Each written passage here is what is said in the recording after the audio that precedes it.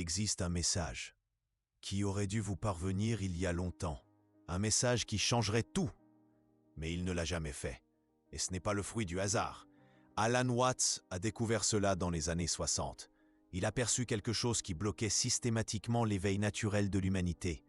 Quelque chose qu'il nommait la grande interférence. Vous êtes-vous déjà interrogé? Pourquoi, même après des décennies passées à étudier la spiritualité, la philosophie et le développement personnel, vous avez toujours ce sentiment qu'il manque quelque chose, comme s'il y avait une pièce manquante de ce puzzle existentiel, une énigme sans réponse. Watts avait une théorie troublante. Avant sa mort en 1973, il a semé des indices dans ses conférences, des indices sur un système invisible qui intercepte notre connexion naturelle à la conscience cosmique. Un système qu'il a découvert par accident. Et aujourd'hui, vous allez le découvrir aussi.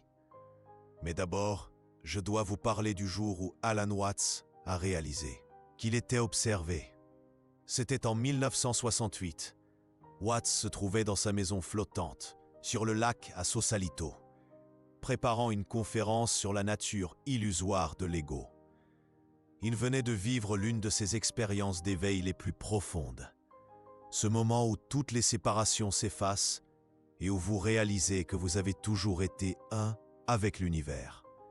Mais lorsqu'il a voulu transcrire cette expérience, les mots sortaient différemment. C'était comme si quelque chose traduisait ses pensées, avant même qu'elles n'atteignent le papier. Comme s'il y avait un filtre invisible, transformant ces révélations les plus pures en concepts digérables pour un esprit conditionné. Watts s'est arrêté. Il a respiré profondément.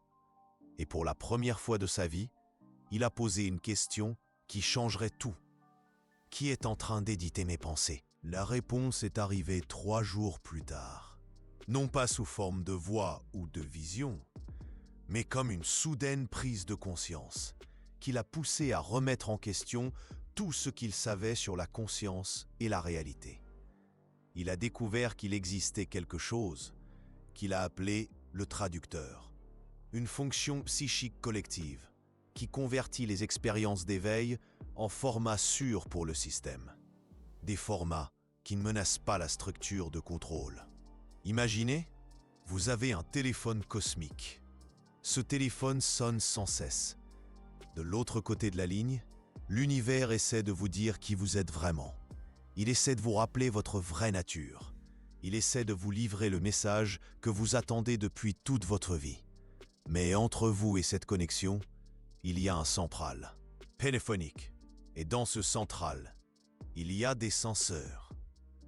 Ils écoutent le message original, font quelques éditions nécessaires et ensuite, ils vous transmettent une version édulcorée. Le message original disait « Tu es Dieu déguisé en humain.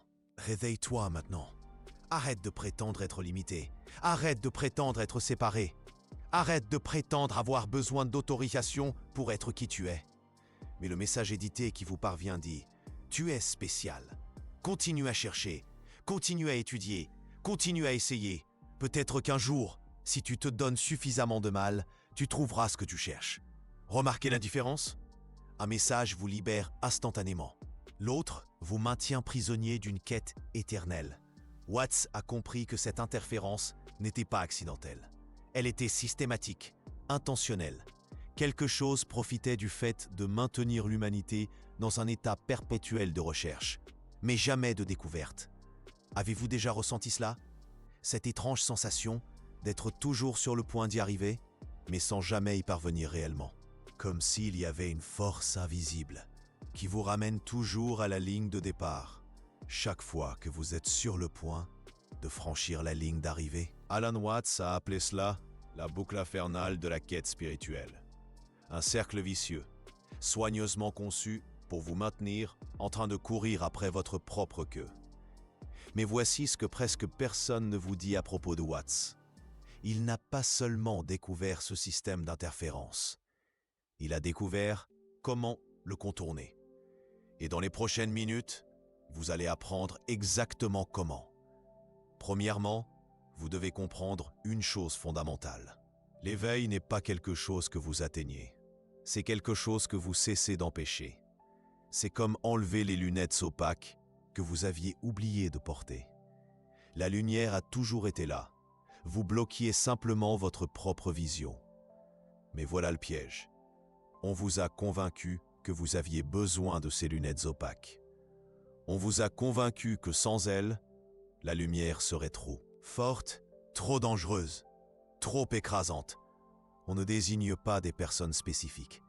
On est un schéma, une programmation collective, une hypnose de masse qui se nourrit d'inconscience. Imaginez, si tout le monde se réveillait demain en se souvenant de qui il est vraiment, si tout le monde cessait de croire aux limitations artificielles, si tout le monde réalisait qu'il est le créateur de sa propre réalité. Quel serait l'impact sur les structures de pouvoir actuelles? Exactement. Elles s'effondreraient instantanément. C'est pourquoi il existe ce système d'interception. C'est pourquoi vos messages cosmiques sont édités. C'est pourquoi vous avez toujours l'impression d'être presque arrivé, mais sans jamais y arriver. Alan Watts a découvert cela d'une manière très spécifique. Il étudiait les textes sacrés ancestraux lorsqu'il a remarqué quelque chose d'étrange. Les traductions en anglais adoucissaient toujours les parties les plus radicales, les parties qui parlaient de la divinité inhérente à chaque être humain, étaient toujours traduites de manière métaphorique, jamais littérale. C'était comme s'il y avait une politique non déclarée pour empêcher les gens de connaître la vérité complète sur leur propre nature. Alors Watts a fait une expérience. Il a commencé à donner des conférences où il disait la vérité non éditée, où il disait les choses exactement comme elles étaient, sans adoucissement ni métaphore de sécurité. Et savez-vous ce qui s'est passé? Les gens se réveillaient sur le coup. Pas après des années de pratique, pas après des retraites coûteuses, pas après avoir lu des dizaines de livres. Immédiatement, certaines personnes se réveillaient littéralement au milieu de la conférence. Elles se réveillaient comme si elles avaient dormi toute leur vie et que quelqu'un avait enfin allumé la lumière. Mais ensuite, quelque chose d'étrange se produisait. Elles rentraient chez elles, le racontaient à leurs amis, essayaient d'expliquer ce qui s'était passé. Et graduellement, l'expérience commençait à s'estomper, comme si quelqu'un effaçait les souvenirs, comme si le système restaurait les anciens schémas. C'est là que Watts a compris. Il ne suffisait pas de réveiller les gens. Il fallait leur apprendre à rester éveillés, dans un monde qui tente constamment de vous faire retomber dans le sommeil. Et il a développé une méthode pour cela.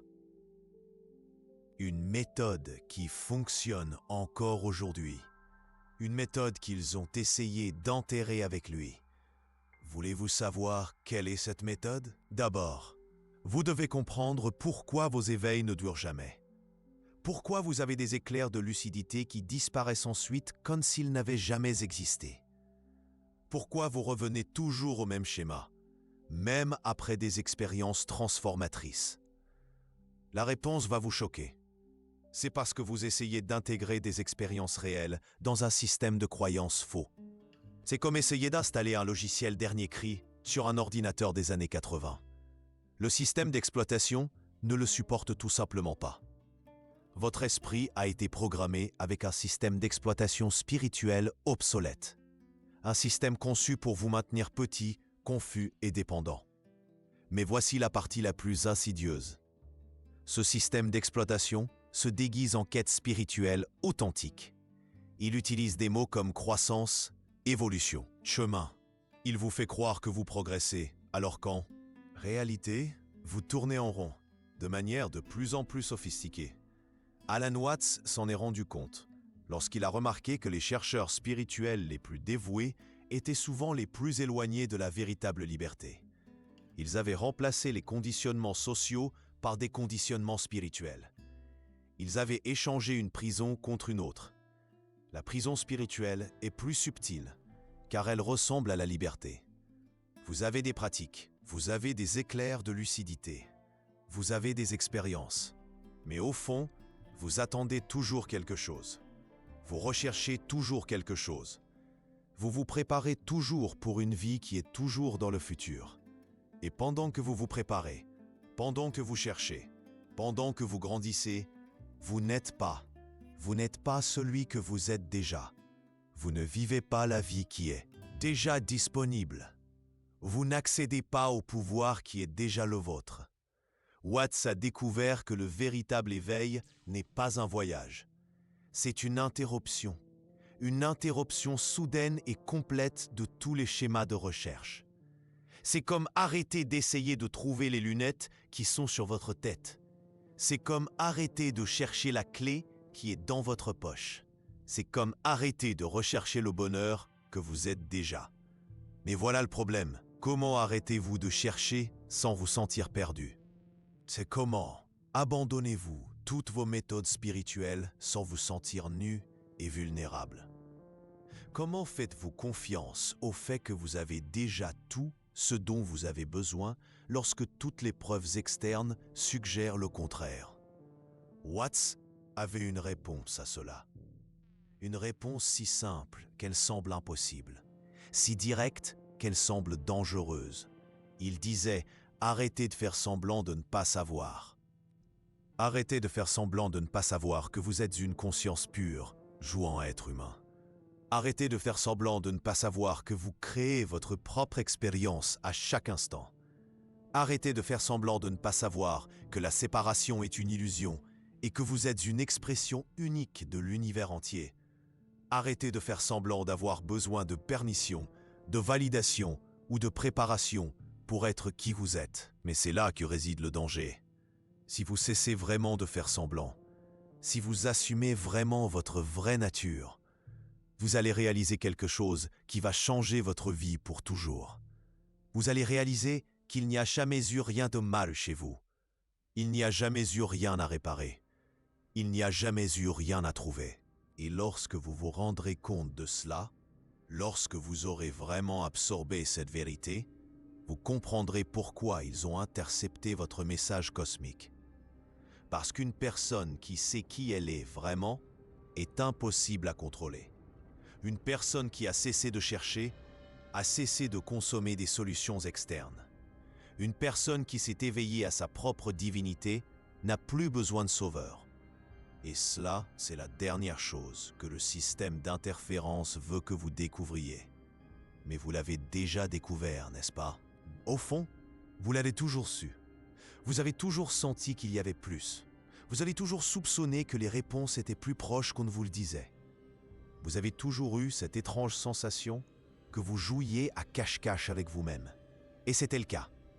Tout ce temps, vous étiez caché à vous-même en pleine vue, comme un enfant qui ferme les yeux et croit que personne ne peut le voir. Mais maintenant, les yeux sont ouverts. Maintenant, vous pouvez voir. Et ce que vous voyez va vous laisser sans voix. Vous voyez que toute la souffrance de l'humanité provient d'une seule source. Tout le chaos, toute la confusion, tout le désespoir proviennent de personnes qui ont oublié qui elles sont et qui essaient désespérément de s'en souvenir par le biais de méthodes qui ont été spécifiquement conçues pour les faire oublier encore plus. C'est comme si quelqu'un avait répandu des remèdes faux pour une maladie imaginaire.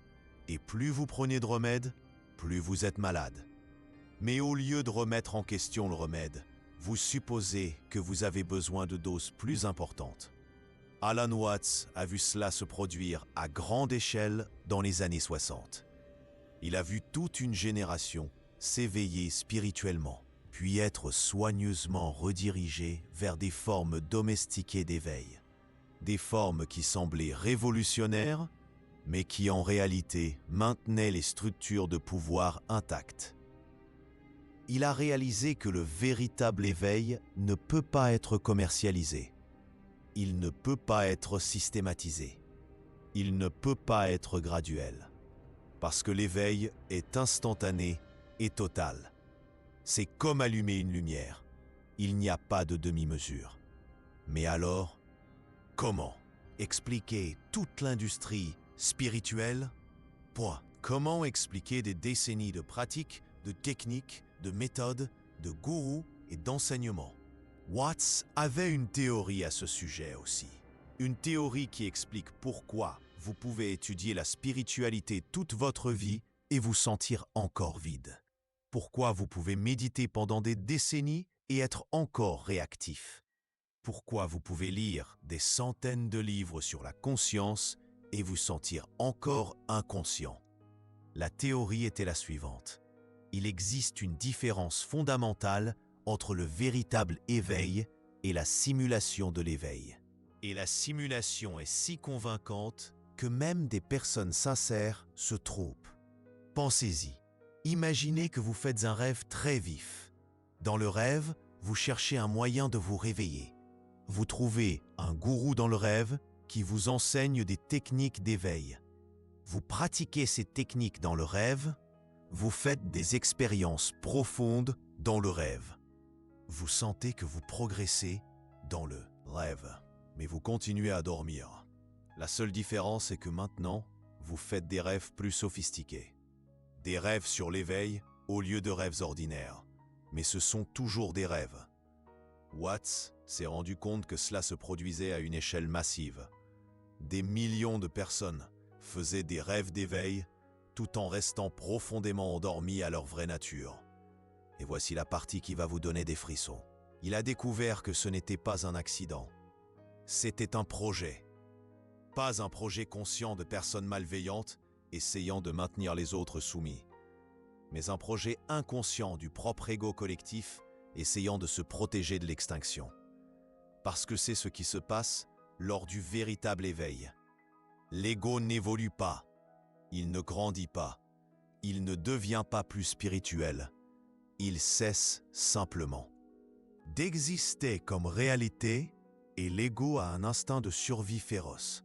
Il fera tout pour continuer à exister, y compris faire semblant d'être dissous alors qu'en réalité, il ne fait que changer de vêtements. C'est comme un virus qui développe une résistance aux antibiotiques. L'ego développe une résistance à l'éveil en créant de fausses versions d'éveil qui le maintiennent en vie. Alan Watts a commencé à le remarquer lorsqu'il a constaté que plusieurs de ses disciples les plus dévoués semblaient devenir plus névrosés, et non moins, plus dépendants et non plus libres, plus préoccupés par la spiritualité et non moins préoccupés en général. Il a compris qu'il avait accidentellement créé une autre forme de quête, une autre façon pour les gens de reporter la rencontre directe avec leur véritable nature. C'est alors qu'il a fait quelque chose de radical, quelque chose que peu de maîtres spirituels osent faire. Il a commencé à décourager activement les chercheurs. Il a commencé à dire aux gens d'arrêter de venir à ses conférences. Il a commencé à détruire les systèmes mêmes qu'il avait créés. Et savez-vous ce qui s'est passé? Les personnes qui étaient réellement prêtes se sont éveillées instantanément. Et celles qui étaient encore accrochées à la quête sont devenues furieuses et sont allées chercher un autre gourou. Watts a compris qu'il avait découvert le test ultime. Si vous vous énervez lorsqu'on vous dit d'arrêter de chercher, c'est que vous n'êtes pas encore prêt à trouver. Si vous êtes soulagé lorsqu'on vous dit d'arrêter de chercher, c'est qu'une partie de vous savait déjà que toute cette quête était inutile. Respirez profondément un instant. Sentez votre respiration entrer et sortir naturellement, sans contrôle, sans optimisation, sans essayer de la rendre plus spirituelle. Juste sentez. Maintenant, dites-moi, qu'est-ce que vous ressentez en ce moment même? Soulagement ou irritation? Si c'est du soulagement, vous êtes prêt à entendre ce qui va suivre. Si c'est de l'irritation, vous avez encore quelques filtres à dissoudre. Et c'est très bien. Il n'y a aucun jugement ici. Watts a mis des décennies à arriver à ce point. Vous n'avez rien à forcer. Mais si vous ressentez du soulagement, si une partie de vous est fatiguée de toute cette quête, alors continuez d'écouter, car ce que vous allez découvrir maintenant va accélérer le processus d'une manière que vous n'imaginez même pas.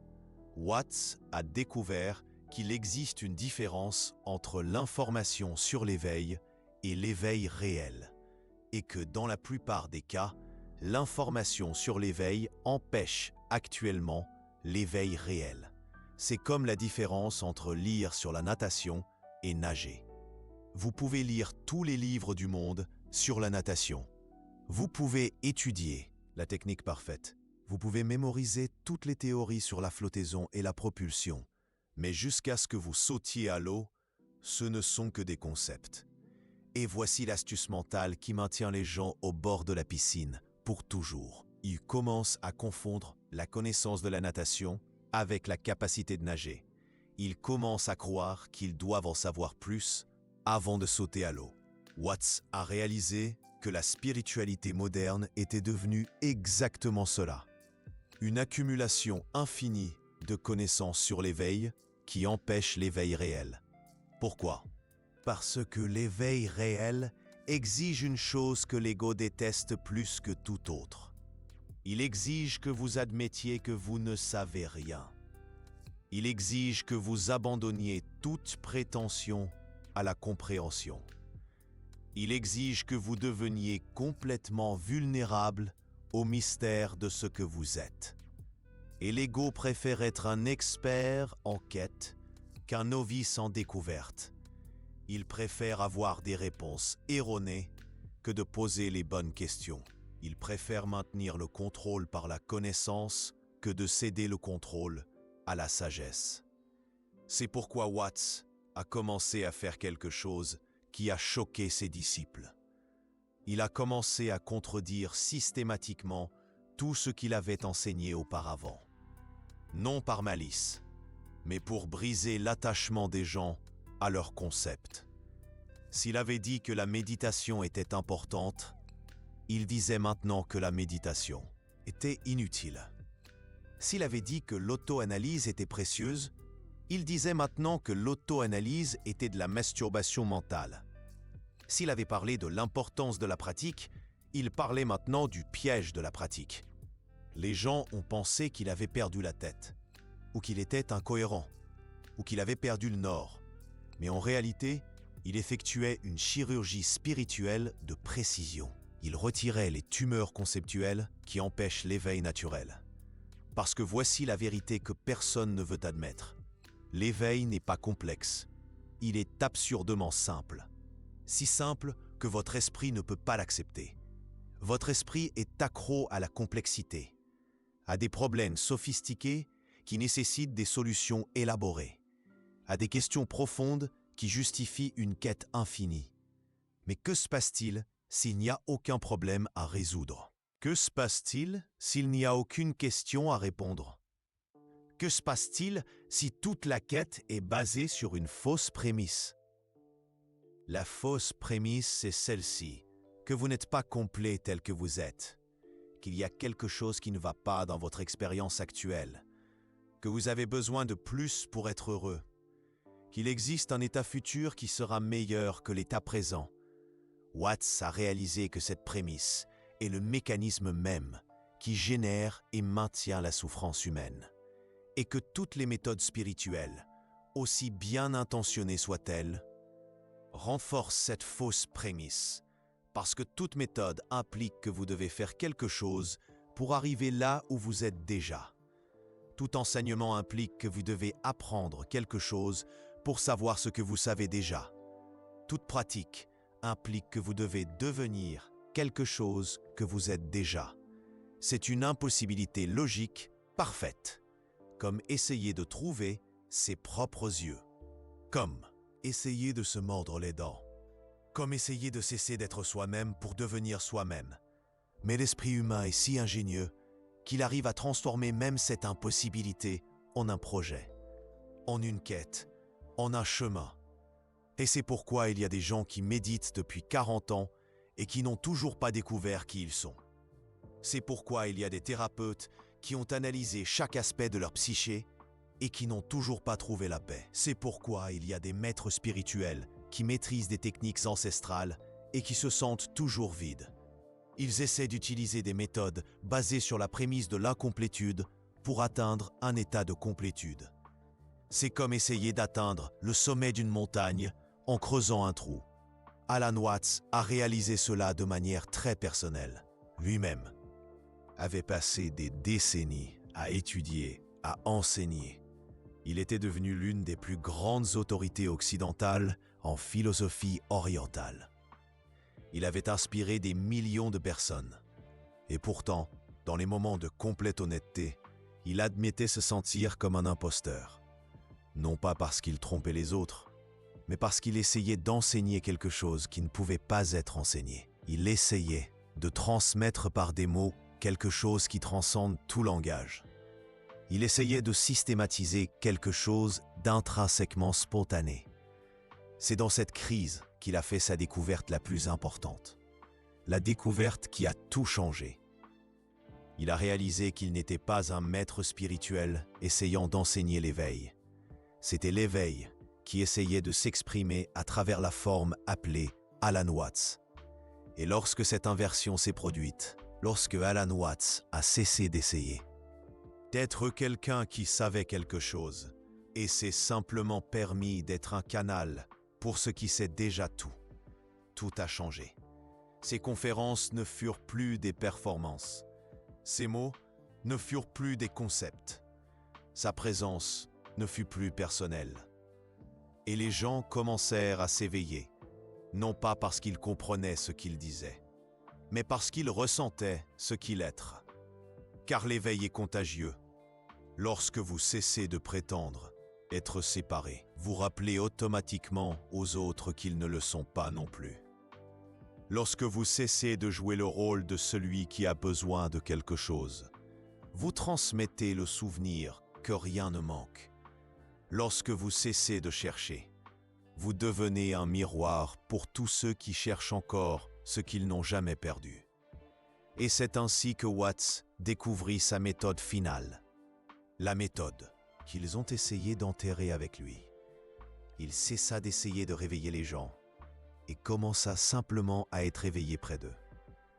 Il cessa d'essayer de transmettre l'éveil et commença à être l'éveil en action. Il cessa de montrer la lune et devint la lune elle-même. Et savez-vous ce qui arriva? Les gens commencèrent à s'éveiller sans même comprendre comment ou pourquoi.